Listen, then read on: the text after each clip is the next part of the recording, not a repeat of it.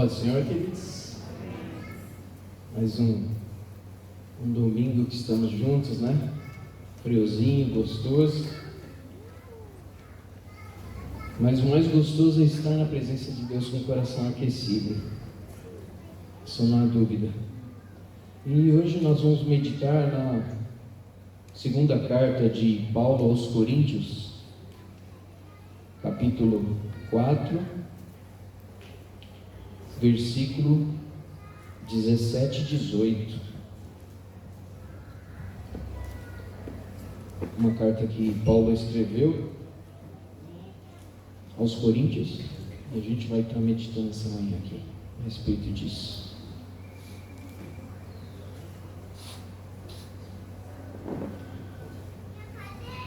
A palavra diz assim,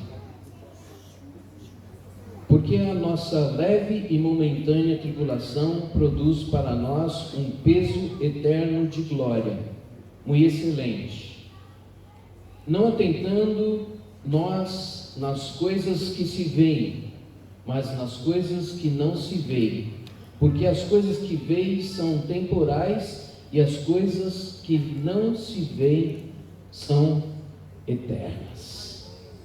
Vamos orar. Pai eterno, nós queremos orar, e mais do que isso, Senhor, falar contigo, pedindo a tua graça, pedindo a tua misericórdia, pedindo que o Senhor fale aos nossos corações, através dessa palavra que o Senhor colocou no meu coração. Espírito Santo de Deus, tu tens a liberdade de usar as nossas vidas como já usou desde o primeiro culto. Estamos aqui para ouvir a tua voz. Fala conosco, porque os teus servos te ouvem. É o que nós pedimos e te agradecemos em nome de Jesus. Amém. Essa palavra aqui, ela nasceu no meu coração diante de tudo aquilo que a gente vem enfrentando. E a gente vê Paulo, que foi quem escreveu essa carta aqui, antes de tudo Saulo, perseguidor da igreja de Cristo, mas agora ele vai e escreve essa carta de uma forma muito interessante, falando a respeito das coisas que a gente vê e das tribulações que a gente vive nesse momento, e não ficando retido nessa passagem, ou não ficando retido nessa palavra, ou fazendo um paralelo com essa palavra, eu comecei a conversar com Deus a respeito disso. Aí o Senhor me levou para o livro de Marcos, ou para os evangelhos, principalmente no capítulo 5 do livro de Marcos, e Deus começou a falar comigo dentro de um contexto, dentro de uma história, dentro de um momento vivido ali. Jesus, os discípulos, quando Jesus acaba de conversar com um centurião que tinha um filho da fé, ou um filho próximo, ou um filho do coração doente, aí Jesus despede, aquele camarada vai embora, aí Jesus vai para a casa da sogra de Pedro, ela está enferma, Jesus cura a sogra dele. Aí depois Jesus, andando com os discípulos e com algumas pessoas, uma multidão, ele começa a falar a respeito da forma como se deve seguir a ele. Aí depois disso, que ele faz tudo isso, a Bíblia fala no capítulo 5 que ele vira para os discípulos e fala assim: olha, nós vamos para o outro lado do mar da Galileia, ou do rio, que era um lago muito grande. Ele falou: nós vamos lá para o outro lado. Os discípulos olham para aquele pedido de Jesus, e a Bíblia fala que eles entram dentro do barco, e logo que o barco começa a navegar um pouquinho mais à frente, Jesus dorme no barco. Os discípulos remando em direção aonde Jesus havia apontado, dado como destino, eles saem daquele ponto e vai em direção ao ponto que Jesus havia dito: vamos atravessar o lago.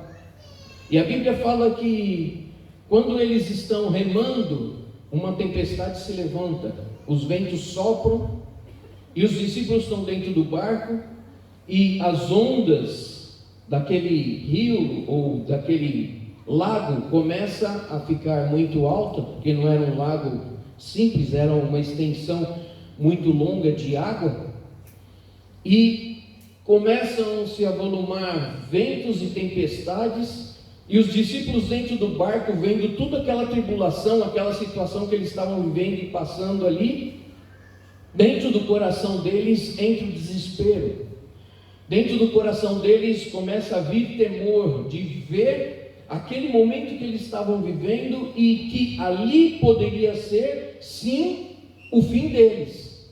Apesar de lá dentro ter homens como Pedro, Tiago e João, ou Pedro e Tiago, estava ali pessoas que conheciam a pesca, conheciam aquele lago muito bem, mas estavam assustados, estavam com medo, e além dos outros discípulos estavam lá, todos, e quando olhavam para o lado, Jesus dormindo, o vento soprando, a água batendo no barco, eles com o coração dolorido, chateado por aquela tribulação, vivendo toda aquela dificuldade, e Jesus dormindo. Aí os discípulos acham que vão morrer, vira para Jesus, acorda e fala: Senhor, o Senhor não está vendo? Nós estamos morrendo, nós vamos naufragar. Aí Jesus se posiciona, levanta, fica em pé e fala para o vento e para a tempestade: vento, acalma, tempestade cessa. E a Bíblia fala que tudo se fez calmaria. O lago virou um espelho. Aí Jesus chama a atenção dos discípulos e fala para eles: cadê a fé de vocês? Mas a Bíblia continua dizendo que a partir dali, Jesus vai até o outro lado do rio. E quando chega no outro lado do rio, quando eles descem, quando eles estão ali colocando o barco para a terra, tirando as coisas molhadas dentro do barco, a Bíblia fala o seguinte, que era a terra de Gadara, era o outro lado do rio, a terra de Gadara, e a Bíblia diz o seguinte, que lá existia um camarada atormentado por demônios. Ele era um endemoniado e estava lá do outro lado, atormentado por demônios. E a Bíblia diz o seguinte: quando eles param o barco ali, aquele endemoniado vem em direção a eles, e a Bíblia diz o seguinte, que ele vê Jesus no meio dos discípulos, ele vai e adora Jesus e pergunta para Jesus: o que você quer aqui comigo? Aí Jesus já olha e vê que aquele camarada não está na situação ou no estado normal dele. A Bíblia diz o seguinte, que ele repreende os demônios que estavam nele, e vocês já devem ter assistido o filme, ouvido história, ou até mesmo lido bem a Bíblia, para saber o que aconteceu. Os demônios que estavam neles pediram para que fossem para uma manada de porcos, e lá era uma cidade gentílica, era uma cidade que não era judia, então eles cultivavam a cultura de criar porcos. Eles não eram evangélicos, eles não eram crentes, eles não eram cristãos, eles eram ímpios, eles não conheciam a Jesus, eles não tinham conhecimento de quem era Jesus.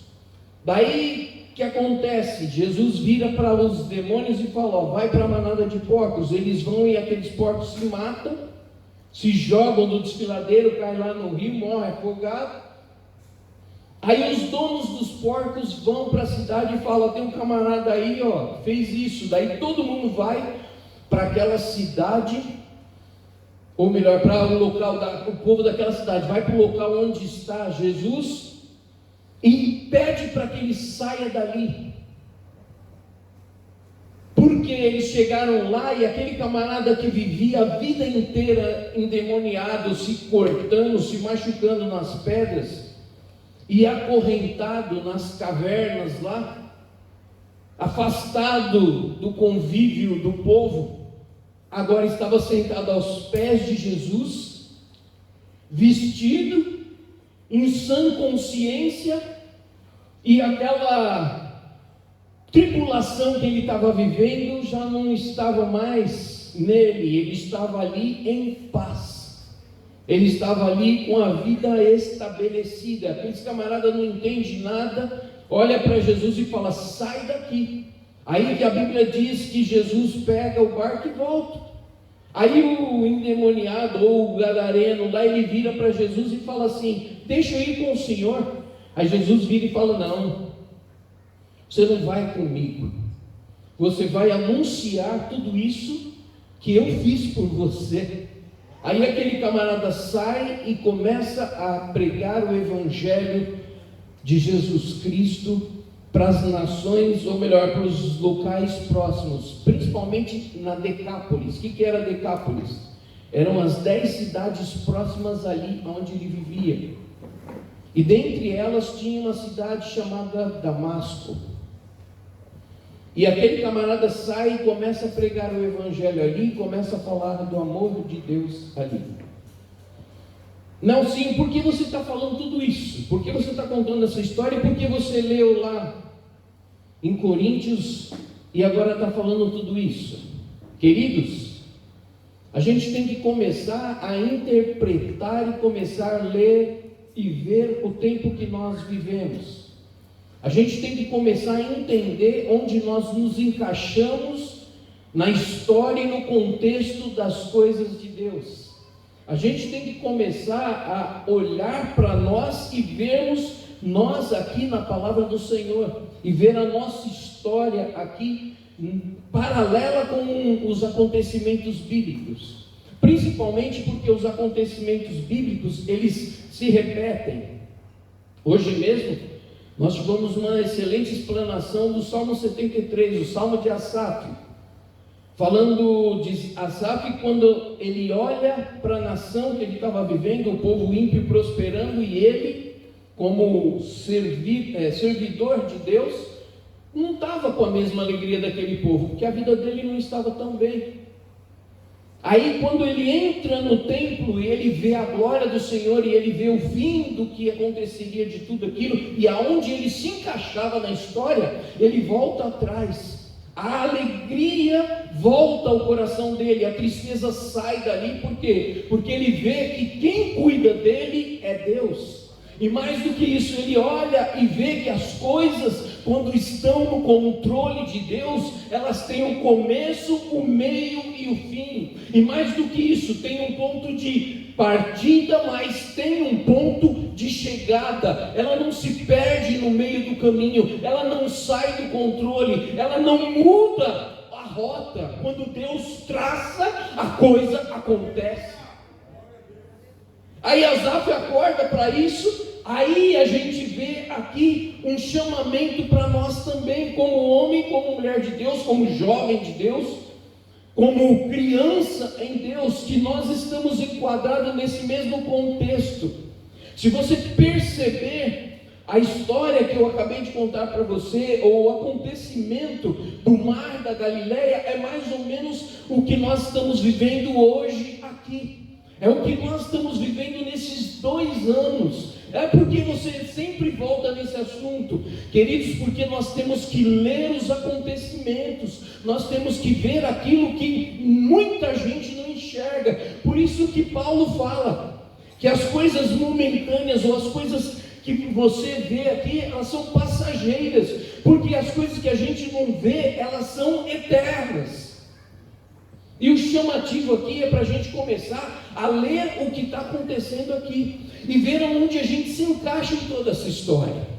Porque às vezes a gente está apenas como telespectador no que está acontecendo e não sabe ver Deus em tudo isso. Ou às vezes passa por isso e nem agradece a Deus pelo livramento.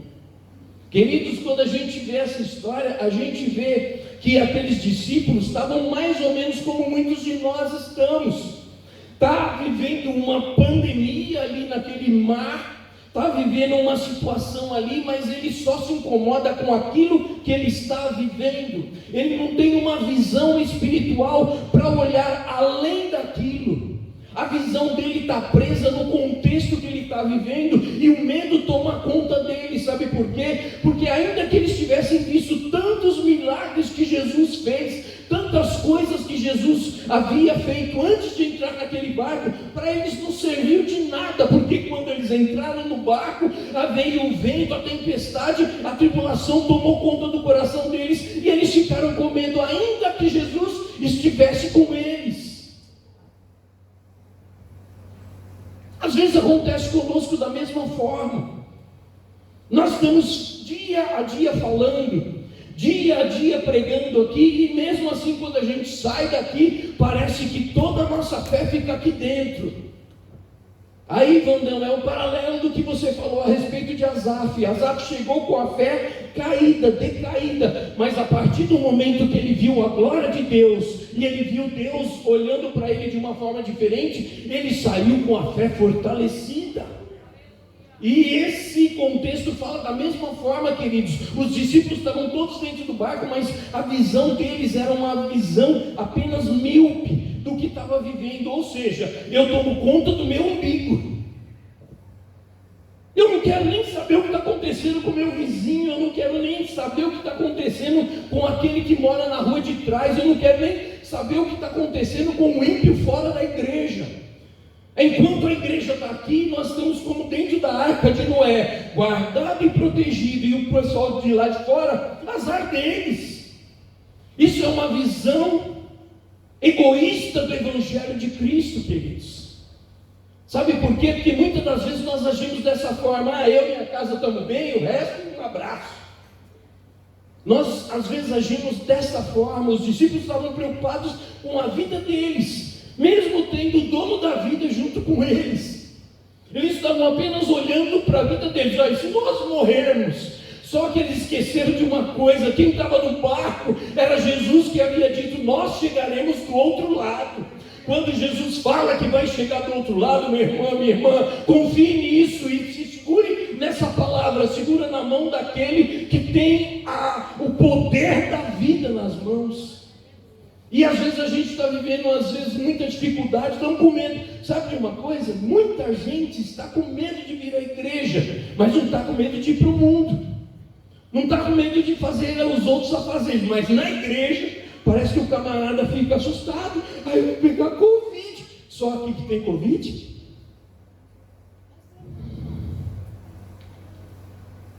Os discípulos estavam desse jeito, só olhando para ele, Só que uma coisa eu vou dizer para você: tem algo muito maior depois de tudo isso. Esse momento é como Paulo acabou de falar ali para os Coríntios. É um momento passageiro. É um momento que vai passar. Se você está aí achando: agora isso aqui vai ficar para o resto da vida. Se ficar para o resto da vida, você vai ter que viver, ou não.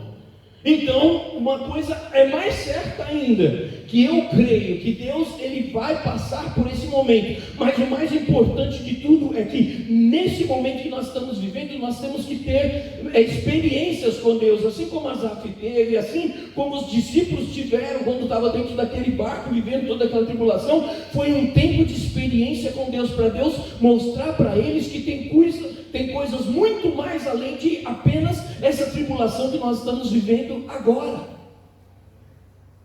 Essa tribulação, ela tem começo, meio e fim.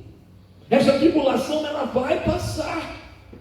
E tem algo muito maior além de tudo isso. Tem algo muito grande mais para frente. Daí a gente começa a ver o contexto aqui e começa a se encaixar em tudo isso. A gente começa a ver que os discípulos estavam vendo toda aquela luta, aquela tribulação, aquela tempestade, mas além da tempestade existia o dia de amanhã. Além da tempestade existia um camarada que estava precisando de ouvir o Evangelho de Cristo. Além da tempestade tinha uma pessoa que estava vivendo as angústias internas. Os discípulos estavam preocupados pela pandemia que eles estavam vivendo coletiva. Só que a Bíblia fala que existia um endemoniado lá, vivendo uma pandemia particular. ele estava angustiado, ele estava machucado, ele estava dolorido, com a alma carregada de demônios. Você pensa que é fácil isso? Você pensa que é fácil viver com a ansiedade à flor da pele, com a depressão batendo na porta, sabe, com os demônios te acordando insistentemente para que você não tenha paz? Estava lá vivendo. Os discípulos estavam olhando só para eles. E se nós morrermos? Só que quem estava no barco era Jesus. Jesus havia dito: nós vamos para o outro lado. Sabe por quê? Porque Jesus ouviu. Queridos, isso é maravilhoso quando a gente lê a palavra de Deus e vê isso. Assim como o cego chega para Jesus e grita, e Jesus ouve. Queridos, quando Jesus estava desse lado do rio, ele estava ouvindo o grito daquele coração angustiado. Sabe o que eu quero dizer? Enquanto a gente está tomando conta da nossa vida, os corações angustiados estão lá fora pedindo misericórdia para Deus. Estão pedindo para que Deus olhe para eles e os tire desse mal. E quem pode fazer isso?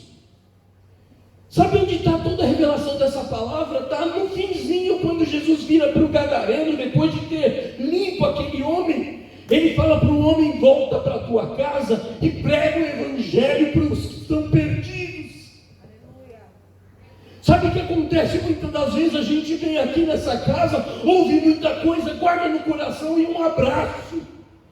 Só, queridos, eu estou querendo dizer para você: ouça, pelo amor de Deus. O que você tem recebido de alimento aqui, o que você tem recebido de palavra aqui, não é para você guardar apenas no teu coração, mas é para você sair daqui falando dos milagres que Deus tem feito na tua vida e o que Ele tem te poupado.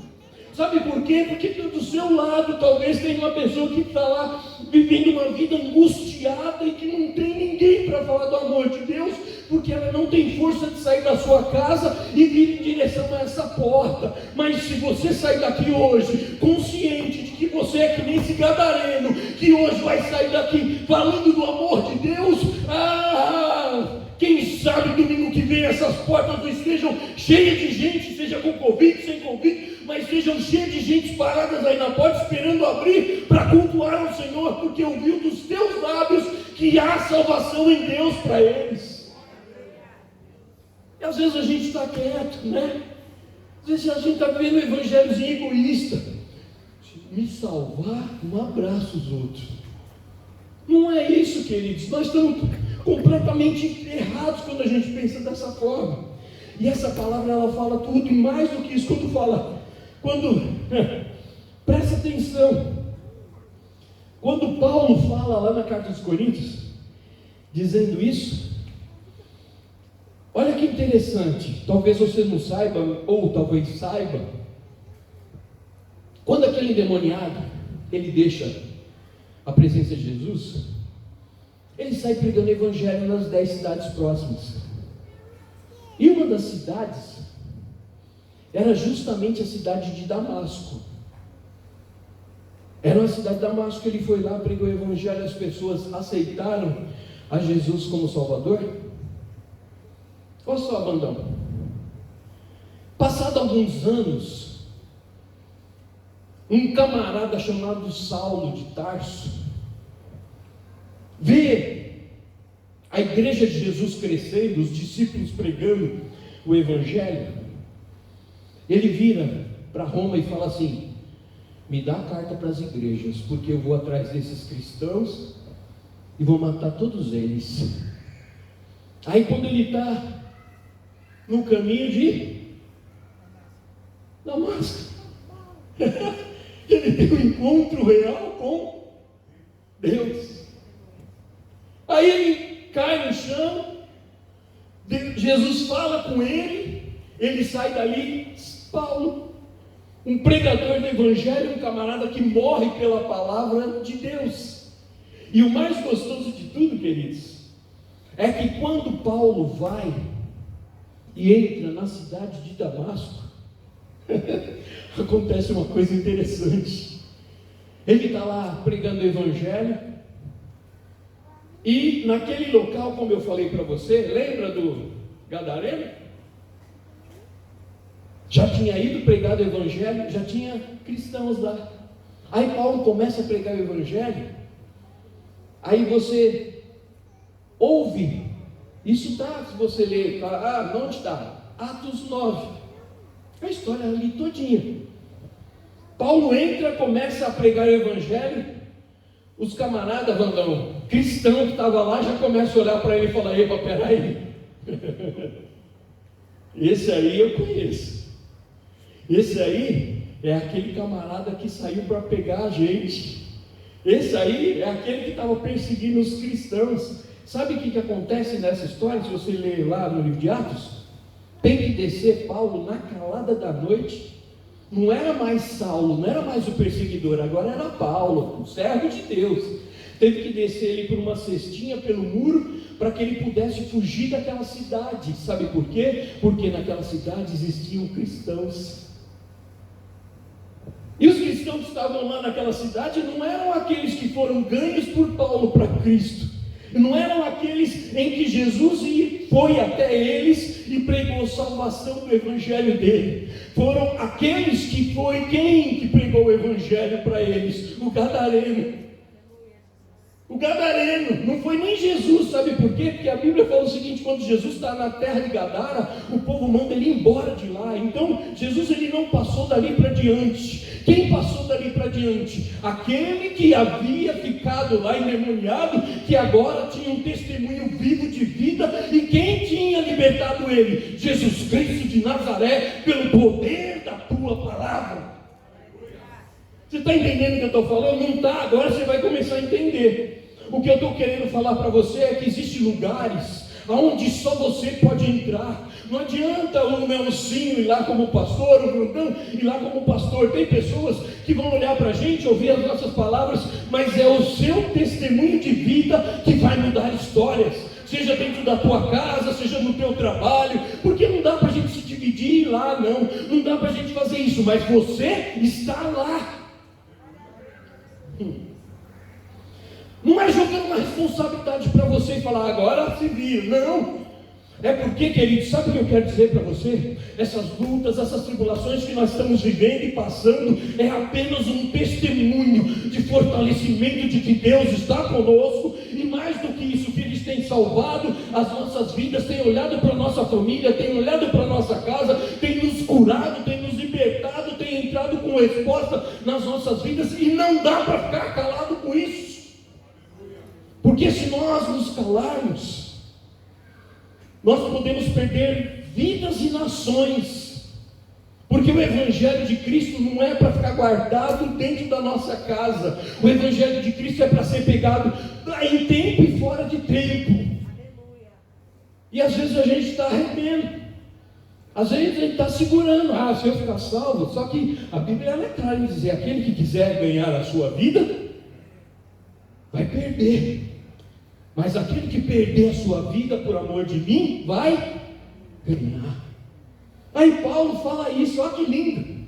Paulo fala assim: vocês estão olhando só para as coisas aqui. Comece a olhar para as coisas lá na frente. Comece a olhar para as coisas que são eternas. Sabe o que é eterno, queridos? Enquanto, e como muitas vezes acontece, né? Chega. Acontece. Não estou falando de você, estou falando de mim. Chega a doença, chega a luta, chega a dor. O primeiro a querer pular do barco sou eu. Enquanto os ímpios estão lá falando: vamos remar, vamos continuar aqui, vamos ajudar aqui. Não, eu estou, vou morrer. Você não vai morrer não. Sabe por quê? Porque Deus tem uma grande confiança em você, que a partir do momento que você chegar do outro lado, você vai fazer a diferença. A partir do momento que você entrar dentro da sua casa, você vai fazer a diferença. A menos que você esteja de um jeito aqui e do outro jeito lá. Aí não vai fazer diferença não, você vai atrapalhar tudo. Porque você vai virar vergonha. Mas se você estiver levando uma vida de santidade, de diferença, uma vida de evangelho verdadeiro, aonde você plantar a planta dos teus pés, aonde você pisar, o evangelho vai chegar em bênção. Aí você, pelo seu testemunho, não é por muitas palavras, mas é pelo seu testemunho que as pessoas vão olhar e falar: eu quero ser que nem esse camarada aí. Sabe por quê? Porque ele não vai ver em você, ele vai ver em você Cristo. E era Paulo que falava isso. Quando você olha para mim, você não me vê, você me vê a Cristo, não é? E às vezes a gente pisa na bola, queridos. Lá no nosso bairro nós somos escândalo. Lá no nosso serviço ninguém quer nada com a gente, sabe por quê? Porque o chefe chega lá, vê toda hora você fingindo que está trabalhando. Aonde você está, as pessoas não querem, porque não dá para conviver com você, porque é até difícil dentro da sua própria casa os teus familiares conviver com você. Hoje é dia de mudança. Por isso que eu trouxe essa palavra aqui, para a gente parar de olhar para hoje, para olhar para o momento que nós estamos vivendo. É um momento de cuidado, sim. Eu não estou falando para você ser negligente. Ah, Nelsinho falou agora, vamos lá, sem máscara, sem gel, não estou falando, vamos lá para os pancadões da vida, não estou falando isso. Eu estou falando para você ser sábio e prudente, simples como uma pomba e prudente como uma serpente. Foi o que Jesus ensinou. É você se manter sim dentro do controle necessário, porém não com medo. Ah, eu não vou falar nada, eu não vou sair para lugar nenhum, sabe por quê? Porque se eu for, vai que eu pego Covid.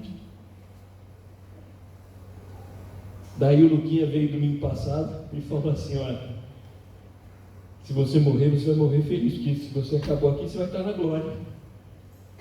Mas a gente quer viver um pouquinho mais, né? Que nem eu quero viver um pouquinho mais, é claro, mas não viver um pouquinho mais para desfrutar da minha vida em egoísmo. Eu quero viver um pouquinho mais, sabe para quê? Para olhar para o meu vizinho, para a direita e para a esquerda, para olhar para aquele necessitado e falar assim: ei, irmão, a resposta de Deus para a sua ansiedade, a resposta de paz para a tua vida, a resposta de cura pelo nome do Senhor Jesus, e você vai sair disso. Tudo passa, as coisas vão acontecer, querido. Vai chegar um momento em que nós estaremos cantando e louvando ao Senhor novamente juntos aqui.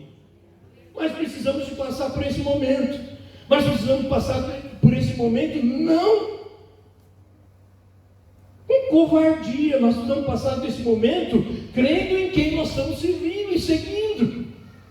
O gadareno, na hora que ele viu Jesus, ele não é bobo não, ele é muito esperto. Na hora que ele viu Jesus, falou: eu quero o Senhor, eu quero ficar perto do Senhor, eu quero estar indo onde o Senhor vai, eu quero estar acompanhado com o Senhor. Sabe por quê? Porque ele viu ali para ele resposta para aquilo que ele estava vivendo. Porque não é fácil, queridos, viver dentro de um quarto trancado com depressão. Não é fácil viver angústia dentro do coração e você querendo alguém para falar com você, algo que tire de você aquilo, e você não encontra ninguém. Sabe por quê? Porque às vezes nós estamos negligentes no que nós fomos chamados. E hoje nós abrimos a boca e declaramos com os nossos próprios lábios aqui, né? Quem já pisou no Santo do Santo, não há outro local para estar.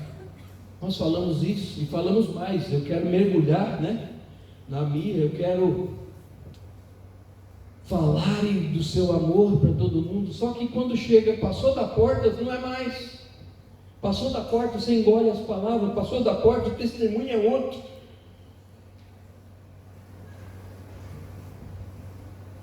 O gadareno, ele saiu dali falando, sabe por quê? Porque grande foi o milagre que aconteceu na vida dele. Só ele sabe o que é frio, só ele sabe a dor da pedra batendo na carne, só ele sabe o que é fome, só ele sabe o que é o desprezo do olho altivo que olha para ele e fala: isso aí não vai ser nada. Só que depois que ele teve um encontro com o Mestre, depois que ele teve um encontro com Jesus, ele virou o maior alvissareiro. Alvissareiro é pregador, o maior pregador daquele local, que aquelas 10 cidades ouviram falar de Jesus por intermédio dele, a ponto de olhar para Paulo, olha só, a ponto de olhar para Paulo, que para a gente hoje é a maior referência de cristão, né? Porque escreveu o Evangelho, porque sempre tinha aquela força para pegar o Evangelho, a ponto de Paulo chegar lá naquele local e eles olhar meio torto. Sabe por quê? Porque eles tinham conseguido ver o verdadeiro. Então quando chega Paulo lá, eles já ficam de olho, fala, vamos ver se Paulo é Paulo mesmo. Vamos ver se esse é cristão mesmo, porque a história que nós temos dele não é de cristão. O que eu estou querendo falar para você é o seguinte: você tem um chamado, e que não seja um chamado de portas para dentro. Até porque, se você não sabe, o Evangelho ele não é para ser pregado de porta para dentro. O Evangelho que nós somos chamados é para ser pregado de porta para fora. Esse é o verdadeiro Evangelho que salva, que cura, que transforma, que muda história, que a tua família vê você diferente, que a tua família vê você mais carinhoso, mais amoroso, mais comunicativo, vê você uma pessoa que tem um céu para viver na eternidade, sabe? Uma pessoa que tem que o seu caminho não é aqui, que o seu momento não é esse. Faça diferença, seja diferente onde quer que você esteja, que as pessoas olhem para você e vejam em você, não você, mas vejam em você Jesus. Queridos, depois disso, só dá para dizer uma coisa. Livro de Marcos 5, o último versículo, diz assim, e ele foi e começou a anunciar na Decápolis quão grandes coisas fez Jesus para ele, e todos se maravilhavam. Seja exemplo. Esse período que nós estamos vivendo, ele vai passar. Esse momento que nós estamos passando, ele vai passar. Ele tem começo, ele tem meio e tem fim. E quando chegar no fim, que a tua luz resplandeça no meio das trevas, e as pessoas vejam Cristo em você, e olhem e falem assim: eu vou e estou junto com você, e vamos juntos até Cristo. Faça diferença. Olha para quem está ao seu lado, só fala isso para ele: meu irmão, faça diferença. O mundo está precisando de resposta. Fala para ele assim: você é a resposta. Agora bate no peito e fala assim: eu sou a resposta. Vamos orar. Pai eterno, nós queremos orar porque nós sabemos quem nós temos crido. Sabemos mais do que isso, que o Senhor tem tomado conta das nossas casas, das nossas vidas. Essas tribulações que a gente tem vivido por esse período, ele vai passar. Mas o mais importante de tudo é que fique registrado em tudo isso, não é que nós estamos aqui medrosos, não é que nós estamos aqui tementes, não é que nós estejamos aqui longe do mundo, não, muito pelo contrário. Que fique registrado aqui, Senhor, que ao passar essa situação, as vidas verão Deus em nós. As vidas olharão para a gente e verão fé no nosso coração. As vidas olharão para a gente e verão resposta para o problema que elas estão vivendo. As vidas olharão para nós e verão Cristo em nós, para que haja mais e mais salvação. É por isso que o Senhor nos poupou. É por isso que o Senhor nos guardou. É por isso que o Senhor nos direcionou. É por isso que o Senhor nos colocou aqui. Para não ficarmos aqui, mas para sermos bênção e luz lá fora. Nos ajuda, nos fortalece e mais do que isso, sedimenta nos nossos corações essa responsabilidade, para que não fique só no cântico, para que fique sedimentado nas nossas práticas. É o que nós pedimos e te agradecemos no nome de Jesus. Que Deus te abençoe, que Deus abençoe a tua casa e seja bênção aonde você quer que vá. Amém?